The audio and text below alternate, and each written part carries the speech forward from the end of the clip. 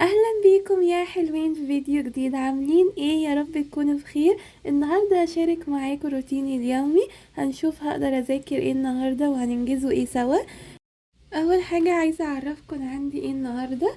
انا عايزه اذاكر النهارده الفصل التاني الكيمياء، عشان انا سمعت المحاضره وما ذاكرتهاش، فالمفروض اذاكرها. وكمان عندي حل الاسئله. بعد ما احل الاسئله ان شاء الله هتفرج على فيديو حل الواجب من المستر عشان اعلم معاه. واخر حاجة المفروض اعملها النهاردة هي محاضرة الانجليش. انا لسه ما جبتش المذكرة، فلازم اكتب مع الميس، فانا هسمعها واكتب وراها الشرح عشان الاقي حاجة اذاكر منها لحد ما اجيب المذكرة. وبالنسبة للفصل الكيمياء، انا كنت المفروض عايزة اسمع المحاضرة الجديدة الاول، بعد كده اكمل باقي المتراكم. بس انا الكتاب لسه ما جاليش، انا حجزته ولسه ما جاش، فعشان ما اضيعش وقت يعني هسمع الفصل التاني، ولما يجي الكتاب هبقى اذاكر المحاضرة الجديدة ان شاء الله. يلا بقى نشوفوا هعمل ايه دلوقتي. عايزة اعرفكم ان انا صاحية النهاردة بدري شوية عن العادة. صحيت الساعة 12 الظهر، ودلوقتي الساعة 1 هبتدي اذاكر. بالنسبة للفصل التاني انا مذاكرة المحاضرة الاولى، هبتدي بالمحاضرة التانية. ظبطت التايمر على ساعة وهبتدي اذاكر.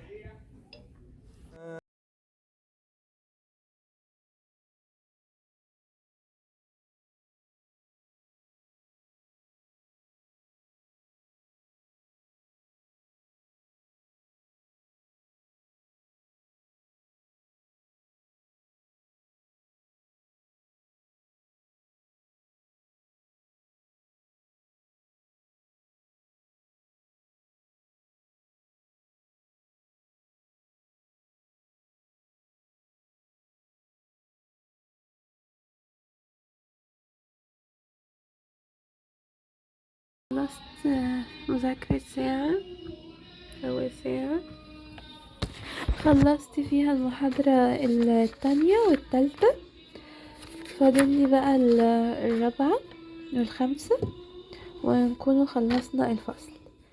ودي الحاجات اللي كتبتها. انا ما بعرفش اذاكر من غير ورقة وقلم يعني. اوكي، فهاخد بريك شوية وارجع اكمل.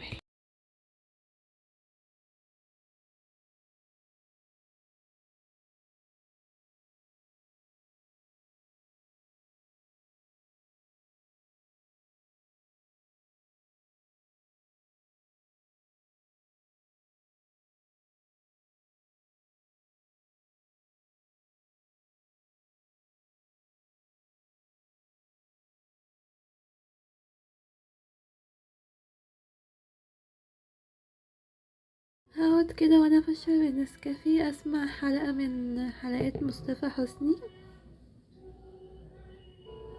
بسم الله والحمد لله والصلاة والسلام على سيدنا رسول الله.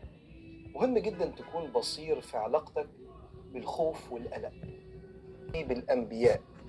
وحكى ربنا سبحانه وتعالى عن سيدنا موسى كذا مرة في القرآن يقول لربنا أنا خايف، وربنا يطمنه. لكن خوف الأسوياء بيبقى خوف من خطر قريب حقيقي الوقوع، فبيعلن خوفه، لأن الشجاعة هي القدرة على إدارة شعور الخوف. لكن لما الخوف يزيد عن حد ويتقلب لقلق مبالغ فيه، هنا في شتات كبير بيحصل للبني آدم، وانت في رحلتك من الشتات إلى ظبطت التايمر على ساعة وهبتدي اذاكر اخر محاضرتين في الفصل عشان احل.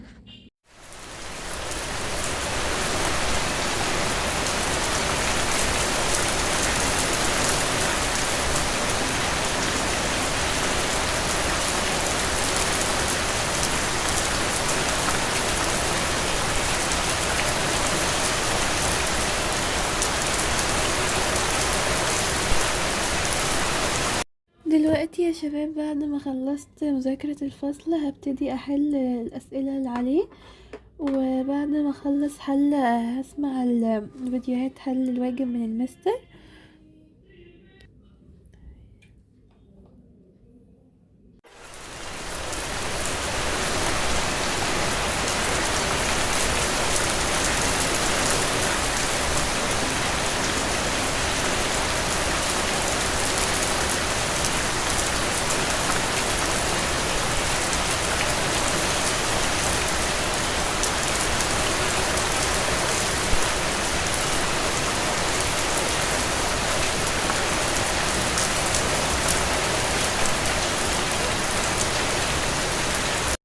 يا جماعة بعد ما حليت هبتدي اسمع فيديو حل الواجب مع المستر. هو مدته طويلة قوي، 2:30، فهسمعه وانا قاعدة على السرير عشان مش قادرة اقعد كتير كده، وهقسمه على مرتين، يعني هخلص ساعة بعد كده هكمله. جبت اوردر، جبت برجر من بانكس برجر. هو كان كومبو كده، يجي معاه كولا دي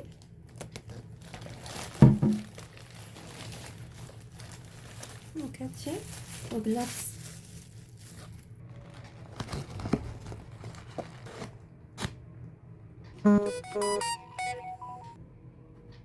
دلوقتي هبتدي اسمع محاضرة الانجليش، هي يونت 7 اللي هو اول واحدة في الترم التاني. نزلت على جزئين وانا لسه ما سمعتش الجزء الاول، فهبتدي اذاكره دلوقتي. وحاجة كمان ان انا ما جبتش مذكرة الميس، المفروض بروح اجيبها من السناتر، عشان انا اصلا كنت باخد مع الميس سنتر، وقعدت الشهر ده مش عارفة لسه هكمل اونلاين ولا هنزل تاني. بس المهم ان انا كان المفروض اروح اجيب المذكرة وما جبتهاش، ما قدرتش انزل، فهبتدي ان انا اذاكر معاها، اكتب وراها يعني عشان الاقي حاجة اذاكر بيها.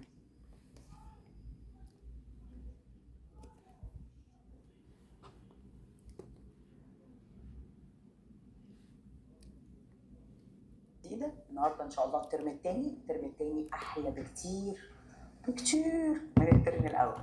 كنت انا يمكن قلت في القاعات ان الترم التاني الجرامر فيه جرامر تانية ثانوي، فاوريدي هو عدى على الذاكره، حتى لو انت مش فاكر، وده اساسي يعني ان انت تبقى مش فاكر، بس لما يجي حد يفكرك بحاجه انت اوريدي درستها غير الترم. أعوذ بالله من الشيطان الرجيم. بسم الله الرحمن الرحيم. الرحمن علم القرآن، خلق الإنسان علمه البيان. الشمس والقمر بحسبان، والنجم والشجر يسجدان، والسماء. انا دلوقتي خلصت المحاضرة، وده اللي كتبته ورا النيل. هستنى بقى لما اجيب المذكرة وابدأ احل فيها، ولسه عايزة اكمل محاضرة الفوكاب عشان احفظها. وبكده نكون وصلنا لنهاية الفيديو يا حلوين. لو عجبكم متنسوش تدعموني بلايك وتشتركوا في القناة، وتقولولي عايزين فيديوهات ايه الفترة الجاية. باي باي.